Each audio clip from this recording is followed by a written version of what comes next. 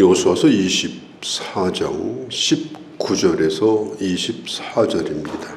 여호수아는 자기 자신이 하나님 앞에 갈 때가 다 되었음을 알고 자기가 이 세상에 없을 때 앞으로 이스라엘은 어떻게 될 것인가 그 걱정을 하고 있습니다. 모세가 죽을 때는 여호수아라고 하는 사람이 후계자가 되어서 그 뒤를 물려받았는데 여호수아가 죽을 때는 후계자가 없었습니다. 그렇다고 왕이 있는 것도 아닙니다. 무정부 시대가 400년 동안 계속됩니다. 여호수아서 24장만 넘어가면 바로 사사기로 이어집니다. 여호수아는 이걸 걱정하고 있는 거예요. 나라의 경제가 어떻게 될까? 국가 안보, 외교 어떻게 될까? 지금 그런 걱정이 아닙니다. 하나님께서 주신 이 가나안 땅, 하나님의 이 축복이 다음 세대에 계속 이어져 갈 것인가? 다음 세대까지 이것이 축복이 될 수 있겠는가? 그걸 걱정하면서 백성들의 지도자를 모아가지고 다짐하고 또 다짐하고 결단하고 또 결단하고 반복해서 무려 14절서부터 24절까지 보면 섬기라는 이 동사가 11번이 나옵니다. 섬길 자를 선택을 하는 겁니다. 신앙생활은 뭡니까? 하나님을 섬기는 겁니다. 하나님을 섬긴다라고 하는 말은 내가 열심히 뭘 하고 무슨 일을 하고 위대한 무슨 사역을 하고 그런 게 아니고 내가 하나님 앞에서 분명한 태도를 가지고 하나님을 예배하는 자로 하나님 앞에서 살아가는 자로 태도를 분명히 하고 사는 거, 그게 하나님을 섬기는 겁니다. 여호수아는 아주 강하게 얘기를 해요. 내가 이렇게 얘기하는 것이 억울하냐, 억지로 끌려왔다고 생각하냐. 15절에 보면 그런 생각이 있거들랑 지금 좋으니까 그만해라. 내 가고 싶은 대로 가라. 그런 신앙생활을 왜 하느냐. 이제는 너 스스로가 하나님을 섬겨야지. 언제까지 그렇게 할 거냐. 오늘 현대인들은 이 종교다원주의에 대한 그런 생각을 가진 사람이 많아요. 모든 종교는 전부 일리가 있고 길이 있고 배울 만한 게 있고 나는 교회를 다니지만 다른 종교에도 좋은 것이 많으니까 그들과 대화도 하고 또 그들의 말도 들어보고 좋은 것은 취하고 그렇게 사는 것이 유익한 것이 아니냐. 어떻게 좀 폭넓게 살아라. 이것은 굉장히 위험한 일입니다. 결국은 사람은 뭔가에 영향을 받고 영향을 받는 것이 아니라 나중에는 그걸 따라가게 되고 따라가는 정도가 아니라 나중에는 그 앞에 무릎을 꿇고 그리고 섬기게 되는 거예요. 11번이 강조하는 거, 이것은 그만큼 중요하기 때문이다. 예수를 믿는다고 하면서 우리 속에 불신자들이 가지고 있는 세속적인 그런 가치관, 그리고 거기에 무릎을 꿇고 그걸 따라가는 모습은 아닌가. 기차가 목적지가 분명하지 않다고 하면 그 기차가 어디로 가는 겁니까? 목적지도 없이 기차를 타는 사람도 없고 목적지도 없이 가는 기차도 없습니다. 우리는 하나님 앞에 우리 인생을 맡기고 가는 사람들인데 그 목표를 분명히 정하지도 않고 그냥 뭔가에 실려가지고 신앙생활을 한다고 하면 아무런 의미가 없다 하는 것입니다. 여기까지 하나님이 인도하셨다. 이 가나안에 우리가 들어와서 산다고 하는 것이 기적이 아니냐. 얼마 전만 해도 우리가 애굽에서 종살이 하지 않았느냐. 그런데 지금 이 땅에 와서 이런 은혜를 누리고 사는데 이게 계속해서 축복이 되려고 하면 오늘 분명한 태도를 하나님 앞에 내가 보여줘야 된다. 모든 것은 선택의 결과다. 아담과 하와가 선택한 것이 우리에게까지 지금 영향을 미칩니다. 그 개인의 삶만 바꾸는 것이 아니에요. 오늘 내가 선택하는 것이 내 인생도 바꿔놓고요. 내 주변에 있는 사람들에게도 엄청난 영향을 끼치게 됩니다. 그리고 오늘 우리가 처하고 있는 상황도 내가 언젠가 선택한 결과입니다. 앞으로 5년, 10년 후를 결정하는 것입니다. 19절에 이렇게 말합니다. 너희가 능히 여호와를 섬길 수 있겠는가? 하나님을 너희가 섬길 수 있다고 생각하는가? 여호수아는 굉장히 회의적으로 이스라엘 백성들에 대해서 생각을 합니다. 한다고 그게 되는 일이냐? 하나님은 질투하시는 하나님이고 하나님께서는 다른 것을 섬기면 반드시 하나님은 징계하실 텐데 섣불리 결정해가지고 그게 되는 일이냐. 베드로가 주님이 붙들리던 그 밤에 주님 부인하지 않겠다고 그는 강력하게 자신감 있게 얘기를 했습니다. 그럼에도 불구하고 예수님이 뭐라고 그랬어요? 네가 닭이 울기 전에 나를 부인할 거다. 아마 베드로가 기분 나빠했을지도 몰라요. 주님은 사람을 못 믿는가? 내가 이렇게까지 분명하게 얘기를 했는데도 나에 대해서 이렇게 부정적인 얘기를 하시는가? 아마 그럴 수도 있을 겁니다. 나는 너의 아멘을 나는 믿을 수가 없다. 두고 보아야 될 일이다. 이런 거예요. 그런데 베드로의 본전이 그날 날새기 전에 다 드러났습니다. 주님을 부인하고 말았습니다. 우리가 예수를 오래 믿으면 큰 소리 칠 것 같죠? 그렇지 않습니다. 신앙생활을 오래 하신 분들은 자기 자신의 연약함을 아주 체험적으로 절감을 합니다. 많이 실수하고 많이 쓰러져 보고 많이 후회하고 그러면서 말수도 점점 적어져요. 예수 처음 믿을 때는 대단하죠.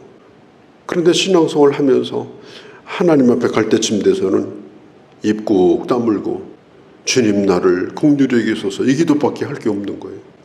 왜냐하면 많이 실패를 했거든요. 하나님이 나를 붙들어주지 않으면 나는 한시도 내 신앙을 내가 지킬 수가 없다. 이걸 인정하게 되는 겁니다. 그걸 알기에 우리는 결단을 하고 삽니다. 하나님, 오늘 주님이 함께 해주십시오. 하나님의 사람으로 살게 해주십시오. 그렇게 우리는 기도할 수밖에 없는 거예요. 여호수아도 그런 똑같은 얘기를 하는 겁니다. 너희가 여호와를 능히 섬기지 못할 것이다. 너희는 쓰러지고 넘어질 것이다. 근데 문제는 뭐냐? 하나님은 질투하시는 하나님이시고 하나님은 너의 죄를 사하지 않을 것이다. 그러니 어떻게 할 거냐? 정말 앞으로 결단을 하고 잘해야 된다. 쓰러지지 말아야 된다. 그리고 또 한 가지는 누가 뭐라고 한다고 해서 잘하는 것도 아니고 누가 나를 어떻게 봤다고 해서 내가 큰 소리 칠 것도 아니다. 다른 사람이 나에 대해서 이렇게 저렇게 말하는 건 중요한 게 아니다. 그럼 뭐가 중요하냐? 22절 23절에 보면 이렇게 말합니다. 너 스스로가 증인이 되라. 우리는 내가 나를 잘 압니다. 그렇기 때문에 다른 사람 때문에 화날 일이 없어요. 누가 나를 어떻게 봤다. 그 정도 봐준 것만 해도 감사한 거예요. 너 스스로가 증인이 되었느니라. 그들이 이르되 22절에 우리가 증인이 되었습니다. 누가 나를 살펴주는 것이 아니라 내가 나를 살피고 그리고 하나님 앞에 나를 세우고 그리고 날마다 하나님의 사람으로 살기를 결단하는 것. 그게 중요합니다. 특별히 우리 속에 숨겨둔 드라빔과 같은 우상. 야곱의 아내인 라헬이 그의 친정집을 떠나가지고 야곱하고 이제 가는데 그 나귀 안장 밑에다가 드라빔을 숨겨두지 않았습니까? 아무도 몰랐어요. 근데 하나님이 나중에 그걸 찾아내셨습니다. 예수 믿는 사람이 큰 우상단지 놓고 섬기는 일은 없겠죠. 근데 문제는 뭐냐면 내 속에 품고 다니는 나의 우상. 그거 없으면 안 된다. 이런 거.